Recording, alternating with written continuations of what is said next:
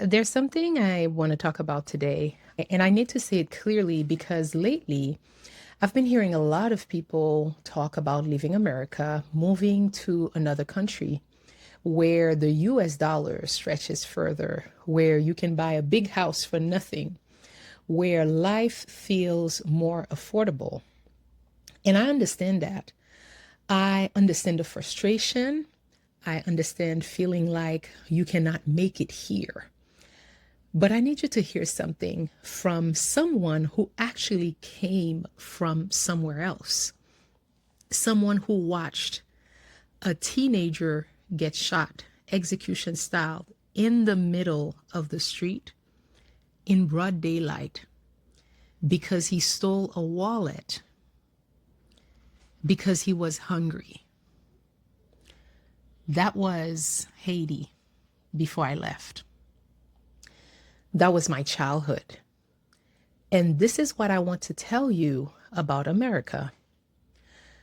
I grew up in a country where dictatorship was the background noise of daily life, where violence was not the exception. It was part of the rhythm. It was something you learned to live alongside. And when I say learned to live alongside, I mean you became numb to it. And it's not because you stopped caring, but because these were the cards you had been handed, and survival, it meant accepting them until you can find a way out. So when people tell me that America is falling apart, I listen. I hear their frustration. I understand where it's coming from.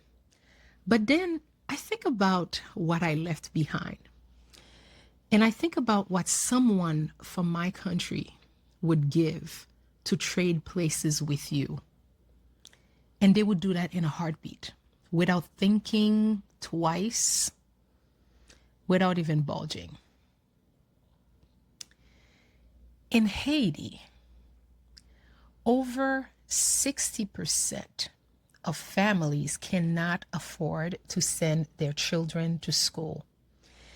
Education is not a right, it is a privilege. It is a luxury that only certain families can access. If your family has money, your children go to school. If your family does not, your children, they learn to survive. That is the choice.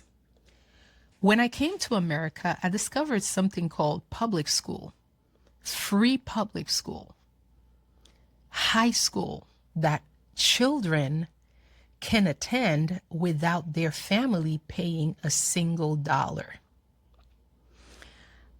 I remember standing in that understanding like this couldn't be real, but it was. Then I discovered the Boston Public Library.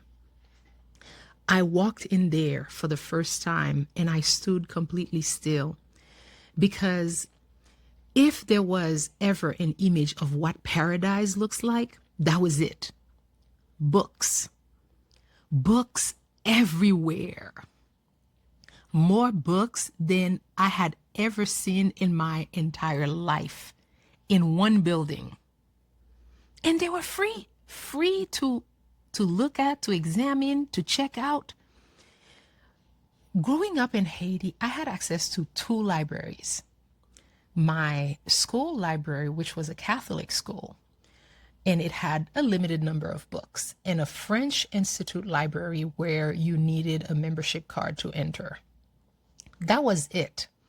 That was my entire world of books. And then you could go and at a bookstore and buy books.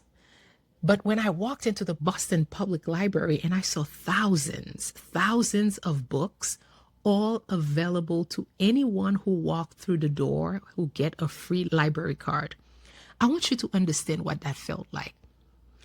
Now, let me talk about something simpler. Electricity. In America, you turn on the light comes on. You turn on the faucet, water comes out. 24 hours a day. In Haiti, for the bigger part, when I was growing up, it was the case. But then electricity became rare. Electricity comes and goes. Water comes and goes. You learn to plan your entire day around the hours that you have power. And then for water, you fill buckets with water when it's available because you do not know when it will come again. When I came here and I saw we had electricity 24 hours and water 24 hours, I felt like, in a way, I was living in the future. Now, let me tell you about something that will seem very small, but it's not small at all. Cell phones. In America, you pay for unlimited data, unlimited calls, unlimited long distance calls, unlimited texts. You complain about the cost, but it is still unlimited, right? In Haiti, to this day, people pay per minute. You count every word, you measure what you say, because each minute costs money. So when I hear someone say, I cannot afford my cell phone bills, I think about someone in Haiti who would take your unlimited plan and feel like they won the lottery. Now, let me talk about the grocery store. In America, you walk into a grocery store and you buy what you need or what your heart desire. As a regular person, you do that, no questions asked, and then you pay for it. In Haiti, the grocery store is not for everyone. There is a class of people who shop there and a class of people who do not. If you cannot afford the grocery store, you shop in the street market. You buy what you can afford today. And here, you walk in a grocery store and fill your cart. I never take that for granted. And then there is the matter of a candy bar. Something that costs $1 here, it costs $5 in Haiti, probably $8 now. Because if it's not produced in Haiti, it gets imported. And imports cost money. So the things you buy here without even thinking about it, and sometimes you just throw away, the things that feel ordinary are luxuries somewhere else. Now, I want to be clear about something. I'm not saying America is perfect. There are real problems here. There's systemic inequality, there is injustice, and things that really need to change. All of that is real, and it deserves to be named. But what I'm saying is this. When you actually compare what you are running away from in America to what someone from my country is running toward, the math does not add up the way you think. Someone in Haiti would look at your life with all the problems that you have, and then they say, I'll take it.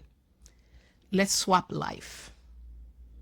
And I will take all of it because at least I can work, I can feed my family, at least my children, they can go to school for free. At least I have electricity, at least I have water, at least I can walk into a library and read. And this is not me dismissing your trauma.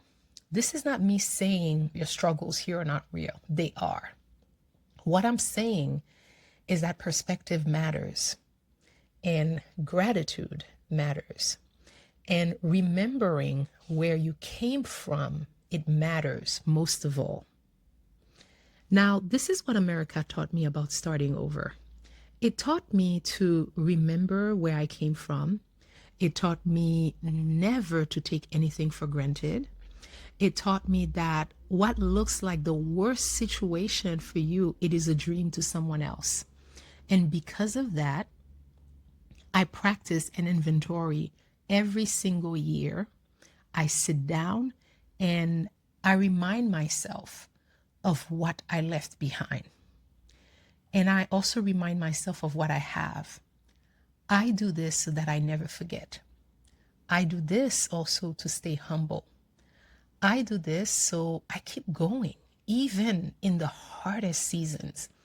Because gratitude is not about ignoring your problems. Gratitude is about holding both things at the same time.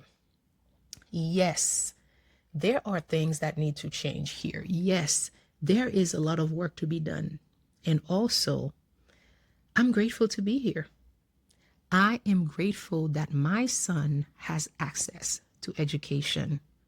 I am grateful that I can work. I am grateful for electricity. I am grateful for water. And I'm grateful for books. I'm grateful for opportunities. Now you understand why immigrants see America as the land of opportunities. So here's what I want to leave you with. Before you decide to leave America, before you decide that you cannot make it here, remember that someone from somewhere else is praying to be where you are. And that does not mean your problems are not real. It just means perspective matters. Gratitude matters. And remembering where you came from, it matters most of all. Because I have found that when you hold on to that gratitude, when you do that inventory, when you remember what you came from, you stop waiting for conditions to be perfect and you see all the things that you usually complain about, they are really first world problems. So you stop waiting for the conditions to be perfect before you start building. You just build because you already know what it looks like when conditions are not perfect. You already know what it is like when you are forced to live in a condition that stresses you out, and you build anyways. So for those of you who don't know me, my name is Webley. I came from Haiti, and I am grateful to be here. And I am still building. So I want you to hit subscribe and to drop a comment below and tell me, what are you grateful for today that you almost forgot to notice? And with that, I will see you in the next video.